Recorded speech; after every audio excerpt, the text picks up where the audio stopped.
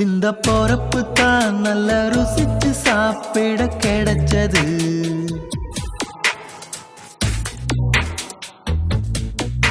அத நினைச்சுத்தான் மன உலகம் முழுவதும் பறக்குது. அட சுட சுட அட சுட சுட அந்த மதுர மல்லிப்பூ இட்லியே மீன் குழம்புல கொஞ்சம் புரட்டி சாப்பிட எச்சினு ஊறுது உள்ளுக்குள்ள. இந்த பொறப்பு தான் இந்த பொறப்பு தான் நல்ல ருசிச்சு சாப்பிட கிடைச்சது.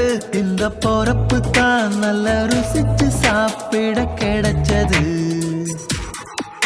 அத நினைச்சுத்தான் மன உலகம் முழுவதும் பறக்கு.